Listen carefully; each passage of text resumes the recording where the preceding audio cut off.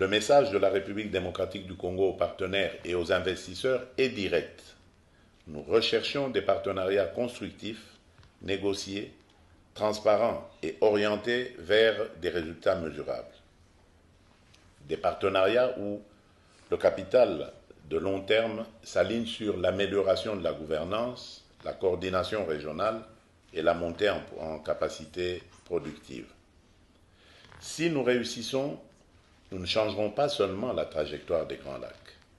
Nous proposerons au monde un modèle devenu rare et pourtant indispensable, une sphère de prospérité où la souveraineté ne s'énonce pas, elle s'exécute, où l'intégration n'efface pas les nations, elle les renforce, et où l'histoire ne condamne pas, elle libère.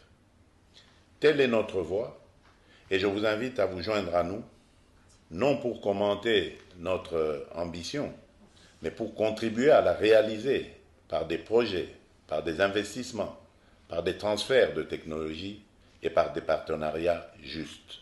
Je vous remercie.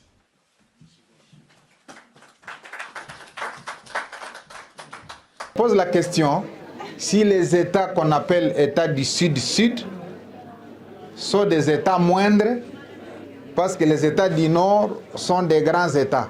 Moi, je n'aime pas les termes Sud-Sud, si seulement la signification, c'est pour dénigrer ces États-là. J'aurais bien voulu qu'on parle des États de solidarité d'intérêt.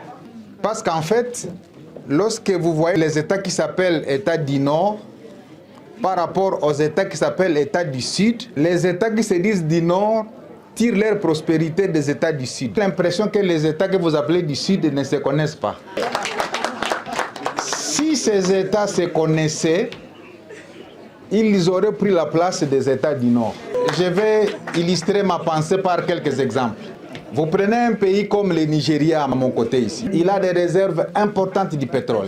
Il a une agriculture extraordinaire. Vous prenez un pays comme la République démocratique du Congo, mon pays. Nous avons 27 blocs pétroliers. Nous avons 80 millions d'hectares de terres arables. Mais on ne sait pas coopérer le Nigeria et la RDC pour mettre en contribution nos potentialités. Nous sommes obligés chacun d'évoluer personnellement, individuellement, pour nous pencher vers les États que nous appelons du Nord, pour continuer à apparaître comme des sous-États. Le deuxième exemple, vous prenez la République démocratique du Congo qui a toutes les ressources minières qui font de la transition énergétique. Vous prenez le Madagascar qui a le nickel, vous prenez le Gabon qui a le manganèse, vous allez vers l'Indonésie, parce que c'est aussi dans les pays qui sont en dessous du Nord. Ils ont aussi le cobalt comme la RDC, ils ont le lithium. Donc si nous mutualisons nos efforts, nous allons nous gérer la transition énergétique avec la production de batteries électriques. Et donc, pour moi, cette coopération ici, on doit renverser les termes pour nous considérer comme des piliers importants du développement de la planète et de cesser de nous minimiser comme des sous-États. Parce que lorsque nous allons continuer à nous minimiser comme des sous-États, nous allons faire 100 ans sans faire un seul pas. Nous devons avoir confiance en nous-mêmes sur ce que nous sommes et non pas croire que les autres sont plus importants que nous. Vous savez, les pays du Nord disent que nous, on ne peut pas se développer. Entre-temps, pour se développer, ils viennent chercher les matières premières chez nous. Nous sommes importants pour donner des matières premières et nous sommes pauvres pour être incapables de nous développer. C'est un contraste. Alors, je vais finir par un défi important, ce sont les moyens.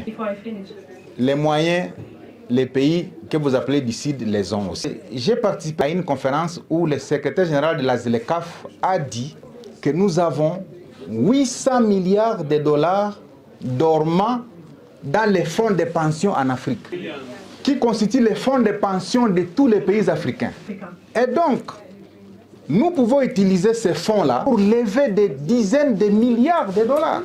Comment on doit continuer à financer les conflits au lieu de financer le développement? L'Afrique a besoin de ces fonds pour soutenir son essor économique et amorcer la trajectoire de développement. Pas aller financer les guerres en Ukraine, mais financer les industries de transformation au Nigeria, en République démocratique du Congo, au Gabon, en Tanzanie, en Madagascar, au Cameroun. Je crois que la recommandation qui doit être issue de ces forums économiques doit être adressée aux chefs d'État. Parce que si l'Europe est forte, elle a commencé par la communauté des États autour de l'acier et du charbon en 1951. Et puis en 1957, ils ont créé la CEE, Communauté économique européenne. Et aujourd'hui, ils sont 27 États européens très forts, très solides. Même les États qui sont faibles bénéficient de la prospérité des autres. Moi, je pense que la recommandation que je formule doit être destinée aux réunions de l'OIOA.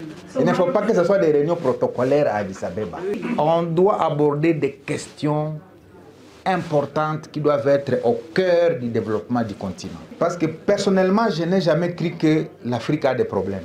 L'Afrique a plutôt des opportunités. Quand on dit il n'y a pas d'électricité, il n'y a pas de route, il n'y a pas d'énergie, il n'y a pas de ceci, ça, ce ne sont pas des problèmes. Ce sont des opportunités d'investissement. C'est-à-dire, vous qui vous appelez du Nord, comme vous avez beaucoup de moyens, venez investir dans cette électricité. C'est-à-dire, vous allez investir dans l'électricité et il y a des consommateurs africains qui sont là. Si vous avez des moyens, venez investir dans les routes. Les gens vont installer des péages, vont commencer à payer sur 100 km. Vous allez avoir vos capitaux tout de suite qui vous seront remboursés. Imaginez-vous les grands barrages électriques en Afrique qui existent, c'est le barrage d'Inga. Je pense que vous en avez déjà entendu parler.